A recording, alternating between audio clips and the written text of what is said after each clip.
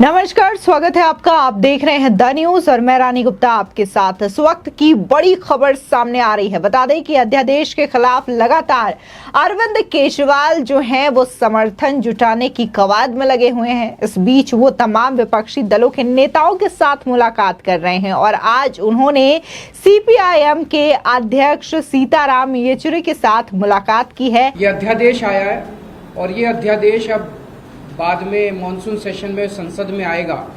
तो संसद में जब आएगा तो राज्यसभा में भारतीय जनता पार्टी का बहुमत नहीं है।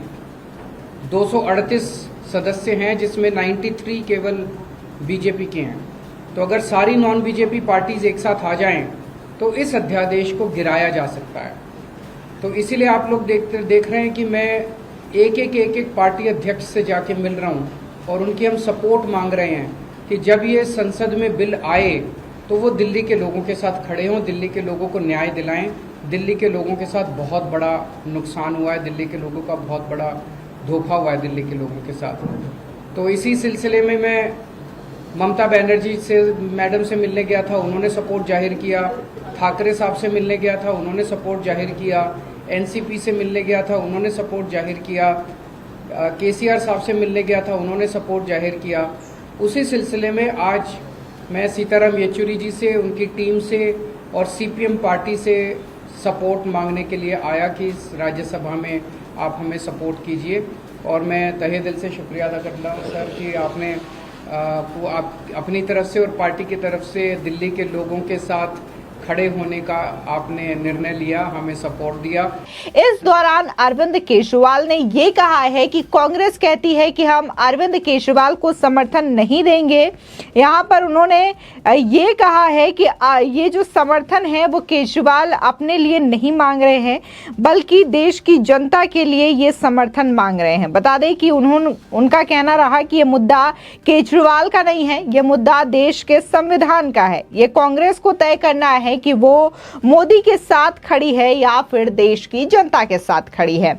एक तरफ तो अरविंद केजरीवाल अभी कुछ महीने पहले, कुछ साल पहले तक लगातार आम आदमी पार्टी जो है वो कांग्रेस पार्टी को भ्रष्टाचारी बताती थी, तमाम नेताओं पर आरोप लगाती थी। अभी हाल ही में अगर हम बात करें कर्नाटका इलेक्शन की तो वहां पर भी कुछ दिनों के लिए अरविंद केजरीवाल गए हुए थे प्रचार करने के लिए। इसी के साथ ही पंजाब की अगर बात की जाए तो कांग्रेस के बहुत सारे ऐसे नेता हैं जिनकी शिकायत है कि लगातार कई सारे झूठे आरोप में पंजाब सरकार हमें फंसा रही है, हमारे साथ अच्छा बर्ताव नहीं कर रही है। तो वहीं दूसरी ओर दिल्ली की भी जो यूनिट है, कांग्रेस यूनिट, उनके भी कई सारे नेता नाराज हैं। इन सब के बीच में अरविंद केजरीवाल लगातार तमाम कांग्रेस नेताओं से समय मांग रहे हैं। उन्होंने ट्वीट करके समय भी मांगा था, लेकिन अभी तक कांग्रेस पार्टी ने अरविंद केजरीवाल के साथ मुलाकात का कोई समय नहीं दिया और ना ही उनके मुलाकात को लेकर के कोई टिप्पणी की है। इस बीच कल ही दिल्ली में तमाम कांग्रेस नेताओं की मीटिंग हुई थी जिसमें दिल्ली और पंजाब दोनों ही यूनिट के नेताओं को शामिल किया गया, क्योंकि सबसे ज्यादा जो परेशानी है, नाराजगी है, वो इन्हीं दोनों यूनिट के नेताओं को है। ऐसे में इन दोनों के साथ चर्चा की गई, जिसके बाद खबर ये सामने आती है कि कांग्रेस पार्टी जो है वो अध्यादेश को लेकर के अरविंद केजरीवाल का समर्थन नहीं करेगी। जिसके बाद आज अरविंद केजरीवाल जो हैं वो सीपीआईएम के अध्यक्ष सीताराम येचुरी से मिलते हैं और इसी के साथ एक प्रेस कॉन्फ्रेंस भी करते हैं। बता दें कि दिल्ली के मुख्यमंत्री और आम आदमी पार्टी के राष्ट्रीय संयोजक अरविंद केजरीवाल ने 30 मई को पार्टी के अन्य नेताओं और मंत्री के साथ मिलकर सीपीआईएम महासचिव सीताराम येचुरी से मुलाकात की है। उन्होंने केंद्र सरकार द्वारा लाए गए अध्यादेश के खिलाफ येचुरी से मुलाकात की है। इस दौरान अरविंद केजरीवाल ने कहा कि वो आज सीपीआईएम महासचिव से समर्थन मांगने आए थे और येचुरी ने हमारा साथ दिया है। बता दें कि दिल्ली की सेवाओं के नियंत्रण पर केंद्र सरकार के अध्यादेश पर दिल्ली के मुख्यमंत्री अरविंद केजरीवाल ने ये कहा है कि आज मैं सीपीआईएम नेता सीताराम येचुरी से समर्थन मांगने आया और उन्होंने दिल्ली के लोगों के साथ खड़े होने का और हमें समर्थन देने का निर्णय लिया है। इस दौरान केजरीवाल ने यह भी कहा कि कांग्रेस कह रही है कि हम केजरीवाल को समर्थन नहीं करेंगे। यह मुद्दा केजरीवाल का नहीं है, यह मुद्दा देश के संविधान का है। यह कांग्रेस को तय करना है कि वो मोदी के साथ खड़ी है या देश की जनता के साथ खड़ी है। अगर ये राजस्थान गवर्नमेंट के खिलाफ कोई ऑर्डिनेंस लाते हैं तो हम राजस्थान के साथ खड़े होंगे। तो यहाँ पर अरविंद केजरीवाल राजस्थान को लेकर के एग्जाम्पल देते हुए नजर आ रहे हैं और उनका कहना है कि अगर ऑर्डिनेंस को लेकर के तमाम जो सरकारें हैं, खासकर अगर हम बात कांग्रेस पार्टी की करें तो कांग्रेस पार्टी उनका साथ देती है, तो वो आने वाले समय में कांग्रेस पार्टी का साथ देंगे, ऐसा कहना है।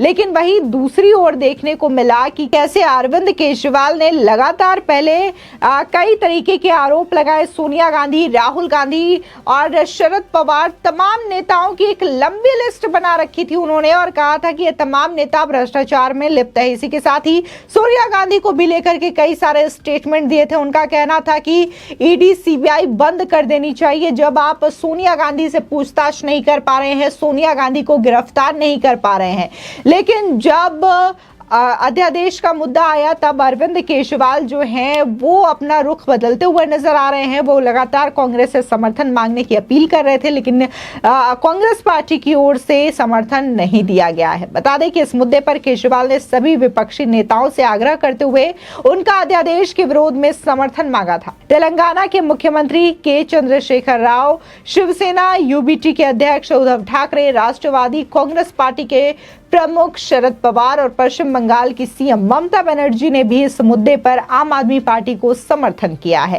केजरीवाल ने नेताओं से पिछले सप्ताह ही मुलाकात की थी। दरअसल अध्यादेश असल में कम समय के लिए बनाया गया कानून होता है।